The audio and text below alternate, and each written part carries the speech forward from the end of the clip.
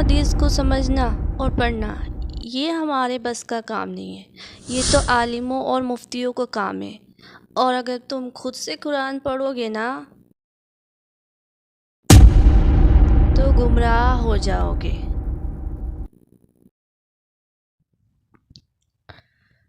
السلام علیکم ورحمۃ اللہ وبرکاتہ۔ اکثر آپ نے بہت سے لوگوں کو یہ بات کہتے ہوئے سنا ہوگا کہ خود سے قرآن کبھی مت پڑھنا ورنہ تم گمراہ ہو جاؤ گے۔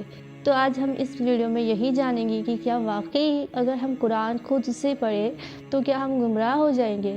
انشاءاللہ اس ویڈیو میں آپ کی ساری کنفیوژن دور ہو جائے گی، تو اس ویڈیو کو اینڈ تک دیکھیں اور ساری باتوں کو اچھے سے سمجھنے کی کوشش کریں۔ انشاءاللہ آپ کی یہ جو کنفیوژن ہے یہ ہمیشہ کے لیے دور ہو جائے گی۔ اس میں ہم گہرائی سے چیزوں کو سمجھنے کی اچھے سے چیزوں کو سمجھنے کی کوشش کریں گے۔ تو قرآن پڑھنے سے گمراہ ہوتے ہیں یا نہیں؟ اس کے بارے میں قرآن سے ہم جانتے ہیں کہ اس بارے میں خود قرآن کیا کہتا ہے۔ تو سب سے پہلے ہم قرآن پاک کو سنتے ہیں کہ قرآن اس بارے میں کیا کہتا ہے۔ اے نبی صلی اللہ علیہ وآلہ وسلم، اپنے پروردگار کا نام لے کر پڑھو جس نے تمام کائنات کو پیدا کیا، جس نے انسان کو خون کی پھٹکی سے بنایا۔ پڑھو اور تمہارا پروردگار بڑا کریم ہے، جس نے قلم کے ذریعے سے علم سکھایا اور انسان کو وہ باتیں سکھائیں جن کا اس کو علم نہ تھا۔ شروع اللہ کا نام لے کر جو بڑا مہربان نہایت رحم والا ہے۔ الف لام میم، یہ کتاب یعنی قرآن مجید، اس میں کچھ شک نہیں کہ اللہ کا کلام ہے، پرہیزگاروں کے لیے رہنما ہے، جو غیب پر ایمان لاتے اور آداب کے ساتھ نماز پڑھتے اور جو کچھ ہم نے ان کو عطا فرمایا ہے اس میں سے خرچ کرتے ہیں۔ اور ہم نے قرآن کو سمجھنے کے لیے آسان کر دیا ہے، تو کوئی ہے کہ سوچے سمجھے؟ اور یہ کسی شیطان مردود کا کلام نہیں ہے۔ پھر تم لوگ کدھر جا رہے ہو؟ یہ قرآن تو تمام جہانوں کے لیے نصیحت ہے، یعنی اس کے لیے جو تم میں سے سیدھی راہ چلنا چاہے، اور تم لوگ کچھ بھی نہیں چاہ سکتے مگر وہی جو اللہ رب العالمین چاہے۔ اے محمد صلی اللہ علیہ وآلہ وسلم، سورج کے ڈھلنے سے رات کے اندھیرے تک ظہر، عصر، مغرب، عشاء کی نمازیں اور صبح کو قرآن پڑھا کرو، کیونکہ صبح کے وقت قرآن کا پڑھنا فرشتوں کی حاضری کا موقع ہوتا ہے۔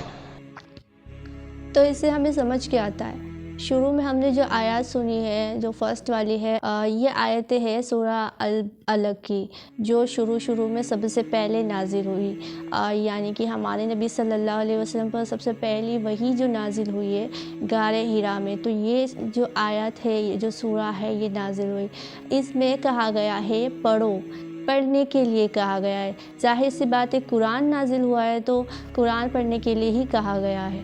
اور دوسری جو ورس ہم نے ابھی سنی ہے سورہ، یہ جو ورس ہے یہ والی ہے سورہ البقرہ کی، جو کہ قرآن کے جیسے ہی ہم قرآن شروع کرتے ہیں سورہ فاتحہ کے جسٹ بعد میں یہ آتی ہے سورہ البقرہ کی، یہ 1 سے 5 آیت تک ہے۔ تو اس میں بھی ہمیں کہا گیا ہے کہ قرآن کے بارے میں بتایا گیا ہے کہ قرآن جو ہے ہدایت ہے، تمام جہان کے لیے ہدایت ہے، اس میں کوئی شک کی بات نہیں ہے۔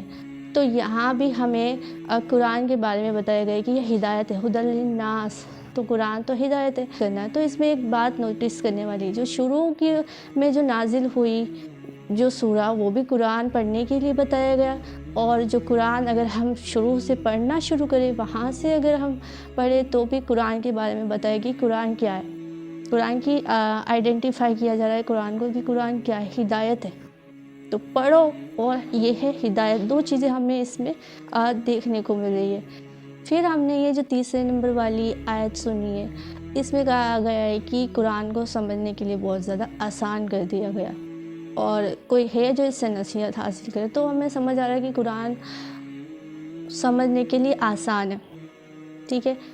اور اس کے بعد ہم چلتے ہیں لاسٹ والی آیت جو ہم نے سنی ہے کہ صبح کے وقت قرآن پڑھنے کے لیے کہا جا رہا ہے، ٹھیک ہے، کیونکہ وہ فرشتوں کی حاضری کا وقت ہوتا ہے۔ ایک بات آپ کو پتہ ہوگی کہ فرشتے جو ہے قرآن نہیں پڑھ سکتے، ٹھیک ہے. تو فرشتے قرآن نہیں پڑھ سکتے، ان کو اللہ تعالیٰ نے قرآن پڑھنا مطلب ان کو نہیں آتا قرآن پڑھنا فرشتوں کو. تو جو شخص بھی قرآن کی تلاوت کرتا ہے تو فرشتے اس کے ارد گرد جمع ہو جاتے ہیں اور وہ قرآن کو بہت ہی دھیان سے، بہت ہی غور سے سنتے ہیں. تو اس آیت سے بھی ہمیں سمجھ آ رہا ہے کہ قرآن پڑھنے کے لیے کہا گیا ہے. تو قرآن کی جو ورسز ہم نے سنی ہے اس میں ہمیں کہیں پر بھی یہ نہیں کہا گیا ہے کہ قرآن مطلب منع نہیں کیا گیا، ہم نے پڑھنے کے لیے اور کہا گیا ہے کہ پڑھو، ہمیں پڑھنے کے لیے کہا گیا. تو اس سے ایک بات تو کلیئر ہو گئی کہ قرآن پڑھنا الاؤ ہے، ہمیں ضروری ہے، بہت زیادہ ضروری ہے. اس سے ہمیں منع نہیں کیا گیا، یہ ہمارے لیے ہدایت ہے، ہمارے لیے ہی تو یہ مطلب ہماری ہدایت کے لیے ہی ہے، نصیحت ہے. تو اس سے ہمارا یہ ڈاؤٹ تو کلیئر ہو گیا کہ قرآن پڑھنے سے کوئی گمراہ نہیں ہوتا، بلکہ جو گمراہ ہوتا ہے وہ بھی ہدایت پر آ جاتا ہے قرآن پڑھنے کے بعد. لیکن اس میں آپ کو بہت کچھ باتوں کا دھیان رکھنے کی ضرورت ہے. کچھ چیزیں ہیں جو آپ کو اپنے ذہن میں رکھنی ہے. سب سے پہلے جو ہے کہ قرآن میں نا 2 ٹائپ کی ورس ہوتی ہے. سب سے پہلی جو ہوتی ہے وہ ہوتی ہے کہ آپ کو واقعات اور نصیحت اس سے ریلیٹڈ ورس دیکھنے کو ملے گی، جس میں آپ کو انبیاء پیغمبروں کے واقعات پتہ چلیں گے اور آپ کو نصیحت سے ریلیٹڈ ملیں گے. ٹھیک ہے، آخرت کا خوف، جنت دوزخ، ان سب کا ذکر کیا جائے گا اور اللہ تعالیٰ کا تعارف، یہ ساری چیزیں آپ کو دیکھنے کو ملے گی. تو یہ چیزیں نا یہ تو سمجھنا بہت زیادہ آسان ہے، کوئی بھی بندہ اچھے سے سمجھ لے گا. ٹھیک ہے، تو اس چیز میں ہم کو کوئی ڈاؤٹ کی ضرورت نہیں، کچھ بھی ہمیں کنفیوژن نہیں ہوتی ہے، تو ہم آسانی سے سمجھ لیں گے. اور جو سیکنڈ ٹائپ کی ورس ہوتی ہے اس میں جو ہوتا ہے مسئلے مسائل، لائک وصیت کے مسائل کہ وصیت کیسے کی جاتی ہے، طلاق کے مسائل، نماز کے مسائل، روزوں کے مسائل، حج کے مسائل، اور جو ہے لائک عورتوں کے حیض کے مسائل. ٹھیک ہے، اس طرح کی آپ کو بہت سے مسئلے مسائل کے بارے میں پتہ چلے گا جو کہ آپ کو ڈیٹیل میں نہیں پتہ چلیں گے، کیونکہ قرآن پاک میں صرف اس کی آیتیں اس میں شورٹ میں بتایا گیا ہے، لیکن ان کو آپ کو تفصیل سے سمجھنا ہوگا، ساری چیزیں اچھے سے ڈیٹیل میں جاننی ہوں گی. اس کے لیے آپ کو نا کوئی علماء، کوئی عالم کی ضرورت پڑتی ہے. اس کو ہمیں سمجھنے میں بہت ضرورت پڑتی ہے، کیونکہ ہمارے سمجھ میں نہیں آئے گا یہ تھوڑی ڈیفیکلٹ چیزیں، تھوڑی مشکل چیزیں.